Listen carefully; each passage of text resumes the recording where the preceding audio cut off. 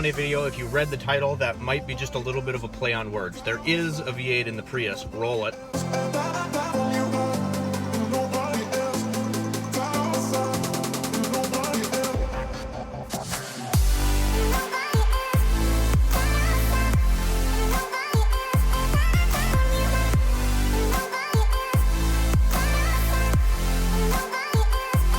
But it's not like a V8 powered Prius. So before we talk about what's going on with the twin supercharged Foxbody build, I want you to take a second, stop, subscribe to the channel, hit that bell so you're notified every time we upload a video. We got some good stuff coming up for the twin supercharged 5.0, and I don't want you to miss any of it or any tool reviews or other car related content. Recently, guys, we've had a big jump in views and subscribers, so I really thank you guys for that. If we can keep the ball rolling, we'll get to 500 subscribers pretty quick and we'll give you another tool. So let's get into what we're doing today. All right, you guys, so we're back in the garage again. I got Sammy with me. Say hi, Sammy. Say hi. Yeah. All right, so what we're doing is, as you can see over here, we got the full rotating assembly out of the Foxbody. We got the crank and the cam down there standing on end as they should be, and the rest of the stuff is all laid out. I brought some plastic and some covers home, so we're gonna cover this stuff up. Everything surprisingly looked pretty good inside. Some of the bearings were showing some copper, but you know what, you guys, even if the bearings would have looked great, it would be foolish to tear this down this far to do seals and gaskets and paint and not replace them. So we're gonna get it to the machine shop, have them size up some bearings for us. The pistons, I'm gonna get the carbon off of there. I have some cleaner that'll work pretty nice to get that off of there. We'll put new rings on it, and then we'll be ready to go back together. So, as you can see, these things are pretty simple. It's crazy. I was telling my old man when he was here the other day helping me with some of this that it's just crazy to me that this is an old school V8, right? And I just rebuilt a Camry 4-cylinder not that long ago, and that motor was vastly more complicated than this old pushrod design. It's just crazy how things have evolved and become more complicated. In my opinion, personally, less is more. I like this. Don't get me wrong, I like modular motors, but this was kind of a nice change for once. Now my hands are all dirty because I just carried the block from the Prius into the garage right here. It's in this bag. Guys, the versatility of this car is absolutely stupid. Let me get out of there so you can see it. I'm gonna half get it out because it's kind of stuck. You can see there's the block. Now, so I brought it to the CUDA at work, and unfortunately it was already hot and humid today, and then I made it even worse. This thing was in the CUDA all day. I went through like 2 cans of degreaser. I got it really clean, and then I got to thinking, I don't have the special tool to install cam bearings, so I might take it to the machine shop and just have them bake it while they're at it, because then it gets, you know, absolutely everything is clean, and I need new bearings anyway. You can see now I covered up all of our stuff there. And my other plan for today was to clean up this oil pan. So I'm gonna flip over here so you guys can see this. It looks pretty nasty. So you can see all the paint is like flaking off of this thing. There's one small dent right there.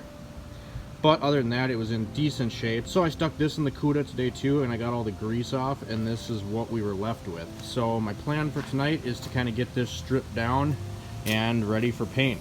All right, you guys, so I had one more thing for you, a quick little tip. So you can see right here, I got all the loose stuff off and got this thing pretty smooth. It's still pretty rusty, but you can see all of this like loose extra paint that didn't come off in the parts washer. So here's just a little tip for you guys. If you don't have a sandblaster, don't have access to one, whatever, and you want to strip the rest of this paint off so that you have a good adhesion surface for your new paint. What the? That's my dog. If you want to have a good surface for your new paint to adhere to, you don't want to leave that paint on there. A budget-friendly / resource-friendly solution is to get oven cleaner. Now, I know we talked about this in our powder coating video, which we're going to do another video on, by the way, but you can use oven cleaner as a paint stripper. If you're trying to get something done and you can't go to the store, maybe it's closed, it's late, you can use oven cleaner. It's cheaper than buying paint stripper. If you don't have a blast cabinet, this is something you might have sitting around your house that could help you. The one key is you want to get oven cleaner that has lye in it.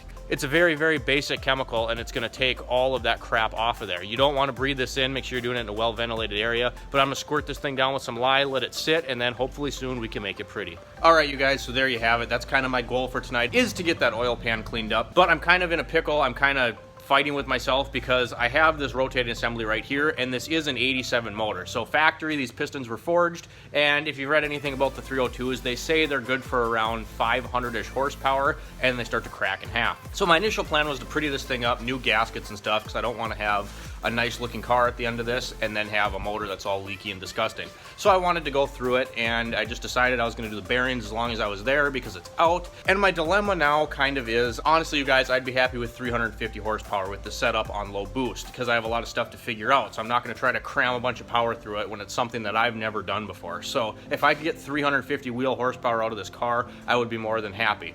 So I think this setup that we have, being that this is an 87 motor or whatever, I think we would be perfectly fine. But again, if I have it out, do I wait a little bit, save up a little bit of money, and put some beefier internals in the thing? I don't know. Like I said, 302s are cheap, so I kind of want to see what this thing can handle. So what do you guys think? Do you think we should build it up a little more right now, or do you think we should wait? As of right now, this thing has an aftermarket cam in it. It has the Performer intake and a different carburetor, along with the long tube headers. So in addition to that, what I wanted to do is put head studs in it. I wanted to get the girdle support that goes around your main bearings, and I wanted to get the valley support braces just to kind of stiffen things up a little bit. So that was my plan, was to leave these internals in there and just do those braces and head bolts, new gaskets, and call it good. And I kind of think that's what I'm gonna do because I want this thing back together so that we can run it. And honestly guys, even if it's low boost, a twin supercharged 5-liter, it's gonna be a fun car. And as far as the interior goes, and we're not gonna spend a lot of time with this because we're not there yet, but I'm gonna leave it basically gutted like this. I'm gonna have nice seats, I'm gonna coat the inside, but I don't care if it's loud. I don't care if I have AC. I don't want any of that. I want a car that goes like stink and makes good noises, and we can hear superchargers whining. So that is kind of my plan, and I hope you guys are along for the ride. Again, we really have seen a jump in our subscribers and our views, so I want to thank you guys for that. Once again, if we get to 500 subscribers, we're giving you another tool. So I really want to get to that tool giveaway, so keep telling your friends, tell your children, tell your wives, tell everybody to watch the videos. Drop a comment down below, subscribe. Shift Wrench Repeat uploads every Sunday, Monday, and Thursday. Thanks for watching, you guys, and I'll see you next time.